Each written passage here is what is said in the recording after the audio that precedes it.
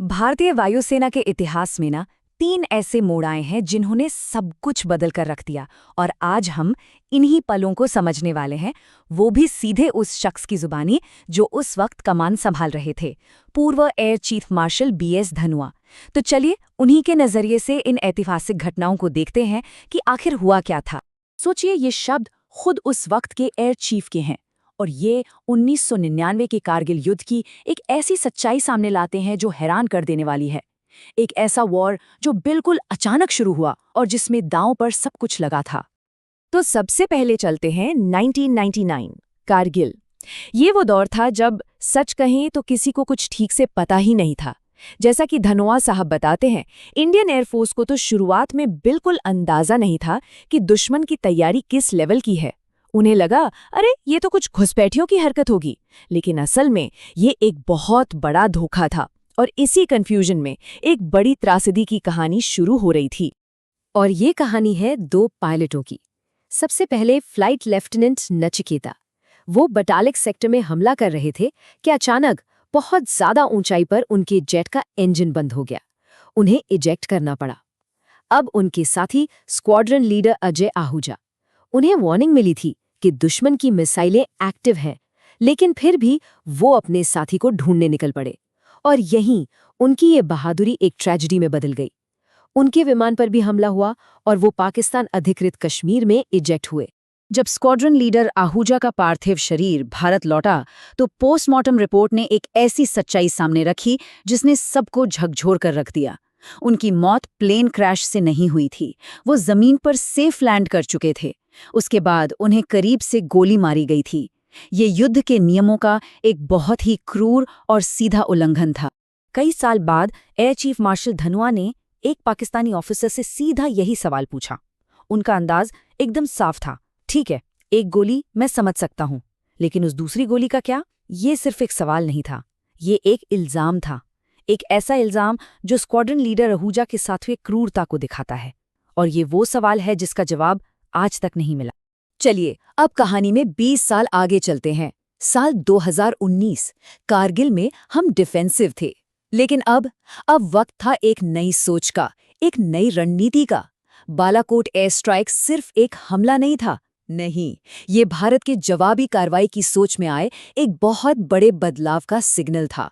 एक ऐसा बदलाव जिसने दशकों से चले आ रहे नियमों को तोड़ दिया। और स्ट्राइक के फौरन बाद पूरे देश और दुनिया में सबके जहन में बस एक ही सवाल गूंज रहा था, क्या इंडियन एयरफोर्स अपने टारगेट को हिट कर पाई या वो चूक गई? और इस सवाल पर ना पूरी बहस 2 हिस्सों में बंट गई। एक तरफ आलोचक थे जो कह रहे थे कि देखो, नुकसान का कोई पक्का सबूत तो है नहीं, और दूसरी तरफ थे एयर चीफ धनोआ, और उनका जवाब सवालों की शक्ल में आया, अगर हम चूक गए तो फिर पाकिस्तान ने 40 दिनों तक उस जगह पर किसी को जाने क्यों नहीं दिया, और उन्होंने पत्रकारों को टारगेट वाली बिल्डिंग की जगह पास की मस्जिद क्यों दिखाई? उनका पॉइंट एकदम साफ था, जो छिपाने की कोशिश कर रहा है वही सबसे बड़ा सबूत दे रहा है। और ये जो 40 का नंबर है ना, यही पूरी कहानी का सेंटर पॉइंट बन गया। धनोआ के लिए ये सिर्फ एक गिनती नहीं थी, ये अपने आप में सबसे बड़ा सर्कमस्टेंशियल एविडेंस था इस बात का कि भारतीय बम ठीक अपने निशाने पर जाकर लगे थे। लेकिन देखिए, बालाकोट सिर्फ एक आतंकी कैंप को तबाह करने की कहानी नहीं थी, इसके पीछे एक बहुत गहरा, एक स्ट्रेटेजिक मैसेज छिपा था। और धनोआ ने इसे एक बड़ा ही दिलचस्प नाम दिया, ऑपरेशन सिंदूर। और ये नाम ही इस मिशन के असली मकसद को बता देता है। तो ऑपरेशन सिंदूर का मतलब क्या था? देखिए, जैसे सिंदूर एक तरह से पति पर अधिकार का प्रतीक माना जाता है, धनोआ के मुताबिक ये ऑपरेशन भारत का अपने दुश्मनों के लिए एक सीधा मैसेज था, हम तुम्हारे घर में घुसकर मार सकते हैं।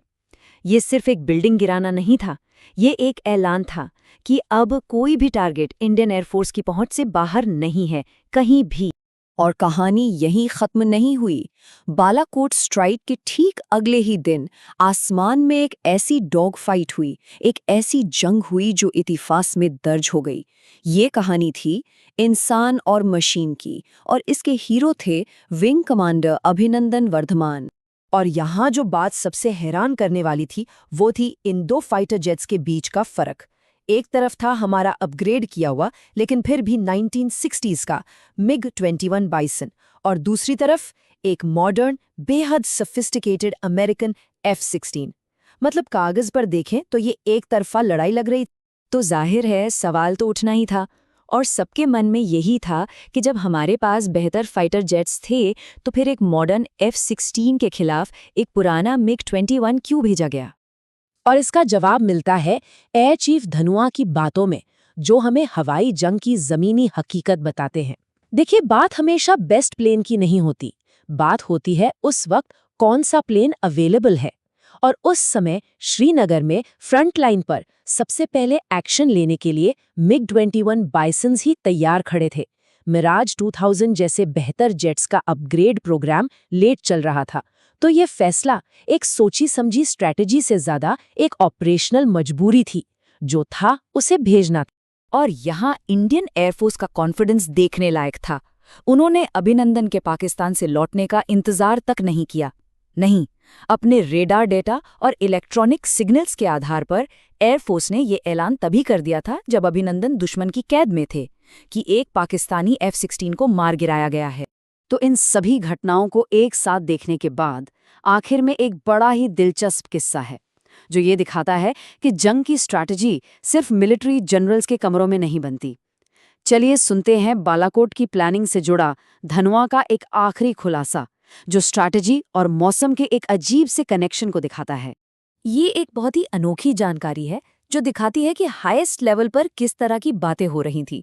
जब प्रधानमंत्री ने ये सुझाव दिया कि क्या बादल हमें रडार से बचाने में मदद कर सकते हैं, तो ये दिखाता है कि हर छोटे बड़े एंगल पर, हर मुमकिन पहलू पर सोचा जा रहा था। तो आखिर में हम घूम फिर कर उसी एक सवाल पर वापस आ जाते हैं। आज जब हमारे पास सैटेलाइट्स हैं, एडवांस्ड जेट्स हैं, इस टेक्नोलॉजी के ज़माने में क्या जंग का फैसला सिर्फ मशीनें करती हैं, या फिर जैसा हमने इन 3 कहानियों में देखा, आज भी असली नतीजा इंसान के साहस, उस पल के हालात और जंग की उस धुंध पर निर्भर करता है जिसका कोई भरोसा नहीं। ये एक ऐसा सवाल है जिसका जवाब शायद हमेशा उस धुंध में ही छिपा रहेगा।